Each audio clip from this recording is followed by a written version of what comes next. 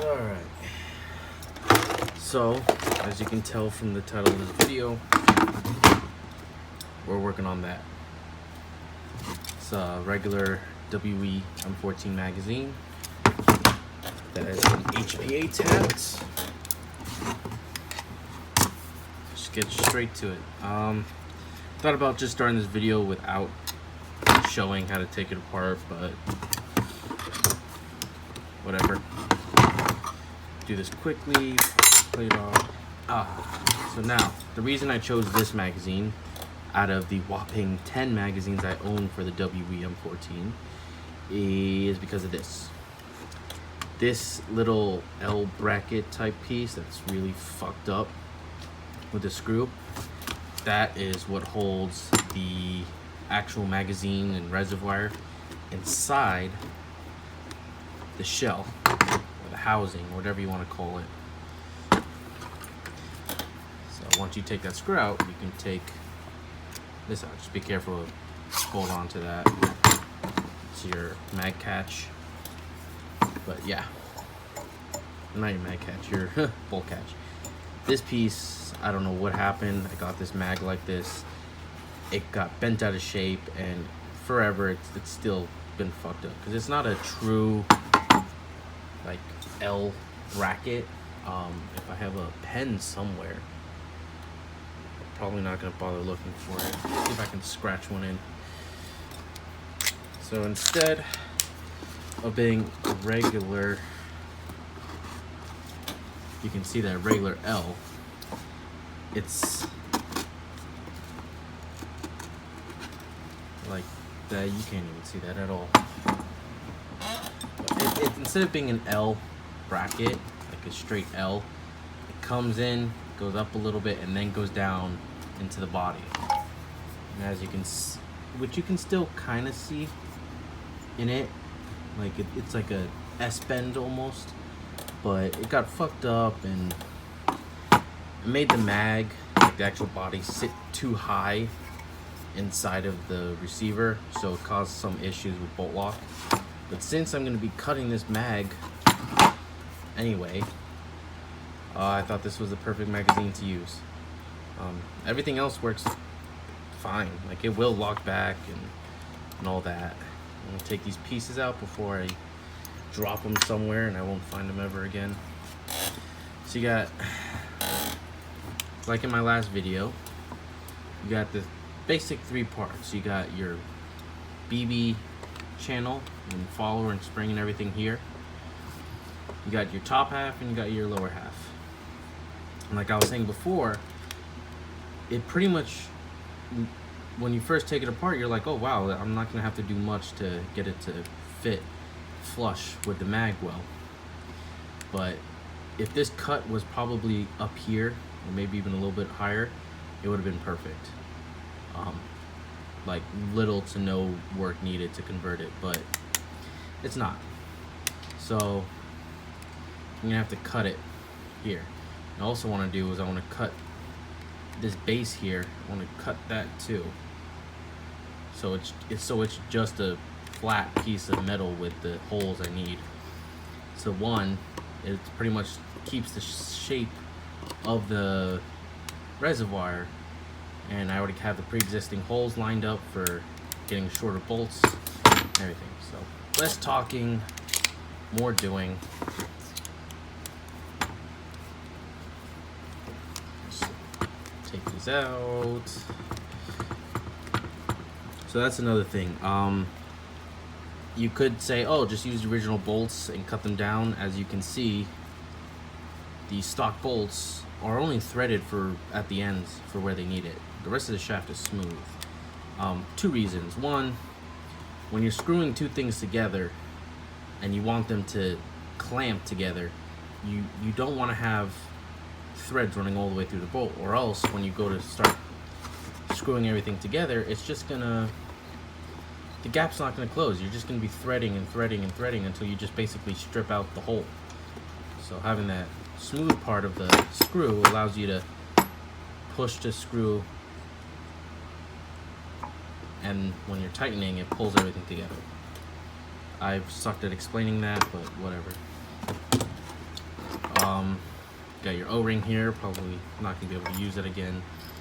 Here's the bolts. I wish I could cup them down and use them, but I can use the O-rings from the bolts.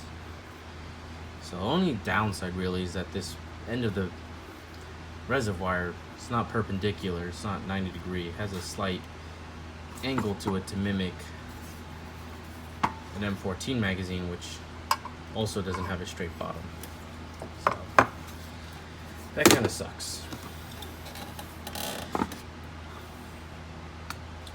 Next thing I have to take apart is the follower mag, the area with the thingy in it that pushes the BBs up. It's been a long day of work, so don't mind me. Be careful, because this is, one, you don't want to lose that nut that came out the other side. Two, you got a spring under here which is under a lot of tension. Gotta pop that pin out, I believe. Both pins out. Didn't think of that. Oh, well, I got my Allen key set right here. Pop these suckers out. That should leave you with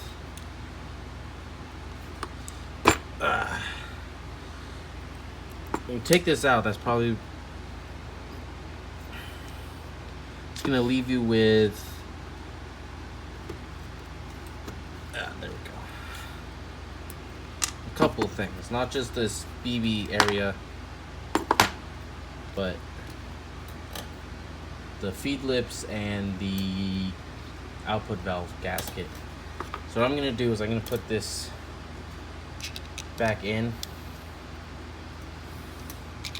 and thread it back onto the nut, because this is pretty much in two halves, and I do not want this case splitting or getting dropped and split and causing the spring and the follower and all these goodies. See, it's already fucking starting to split. Let me back that out. If I'm not getting all this on camera, I'm sorry. I'll try my best. I'm very used to working on stuff and not having a camera in my face. So just a little bit. If you crank too hard, it's gonna split it because it's at an angle. So just enough so it won't fly apart. I could use with a better chair too. All right, so now that we got everything,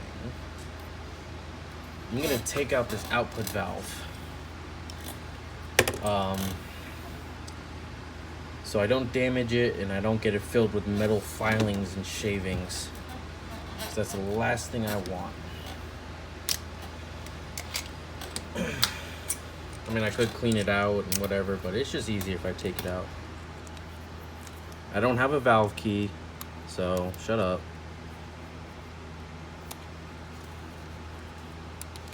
I'm just gonna take this valve out.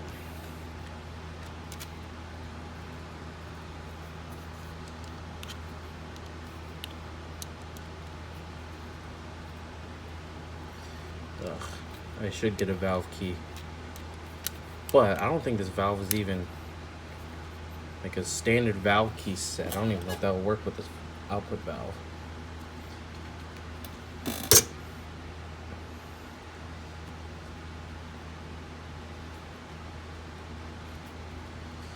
Now this is actually a goodie for you guys, because to be honest, I work dirty. I don't really do a lot of prep work. So, not gonna lie, if I was doing this off camera and not doing this for YouTube, I wouldn't be taking this out. I'd probably leave this in, and down the road when I finally get it finished and plug it in air hose, I'd be leaking everywhere because metal shavings would get in here. So, get into here.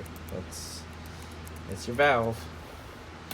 If you wanted to, you could make it a high output valve by cutting the two opposing like the opposing bridges.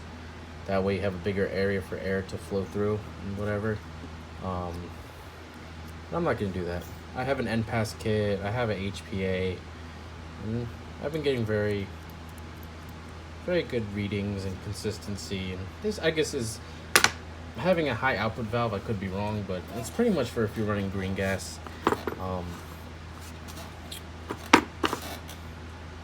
Yeah, so one thing I'm gonna do is I got this here. Blue, what do you want? Yeah, I'll take this off for you. I'll take this off for you. There you go. No. Yeah. Alright. When I'm cutting this top half of the reservoir, I'm gonna have to be mindful of this piece. The inletting for the ears, I can probably, get down closer, but anything to do with that hole, I cannot. I'm gonna have to leave that alone. That, and then this, I have to cut down here. I'm gonna have to cut that.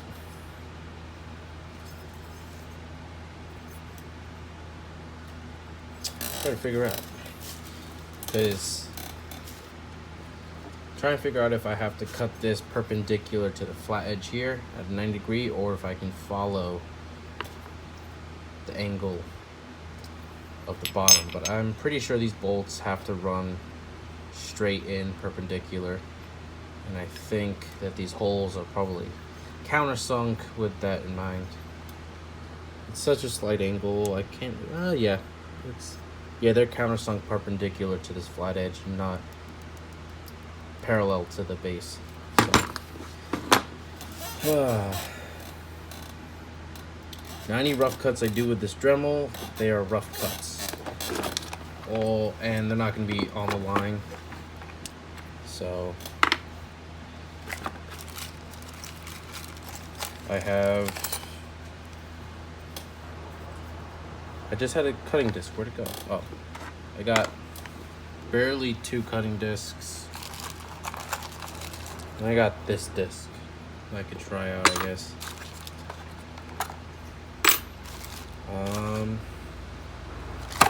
Gonna be a lot of filing and sanding, and I have a lot of files.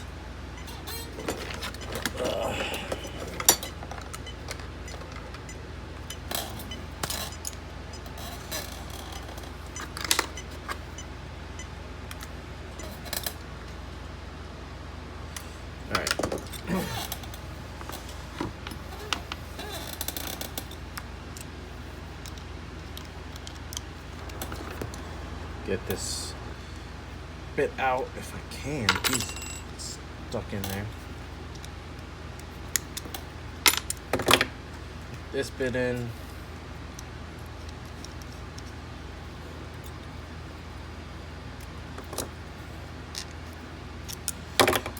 And I'm gonna start cutting. And I will either post one video of all this work together, or just leave it as 2 parts. Alright, so I'm probably gonna put this after I said if I was gonna film this in like 2 parts. So I'm just gonna give a little quick update at the end of part 1, which you're watching right now. I've pretty much clamped this big metal file. It's kind of a rough file. It's not like a very fine file. It's very good at removing good amount of metal at one stroke. Basically, it's just perfect to put the width of the magazine that I chopped. So this is the bottom that I chopped. This is the top. I pretty much go like this, while the holes still line up. Basically, I cut it as straight as I could. If I can find the bottom piece, I mean, that's still a decent straight cut. And I had to cut on both sides. I wasn't cutting all at once. I don't have a band saw or anything. So I just use a Dremel and I just cut around like that. I do a few passes on each side until I was pretty much through. So I did that for the bottom piece, and then I also did that to the top piece, like I said before. So those are garbage. But after that, it was still pretty flat, but you know, just filing it nice, good, not too heavy, not too light strokes, just to get it even. You can still see some of the cut marks, so I don't know, I might file this down more. This one you can totally see it's been filed flat. But that made up is looking really good. You know, obviously I could put some RTV or a silicone gasket maker, something I use to seal mags.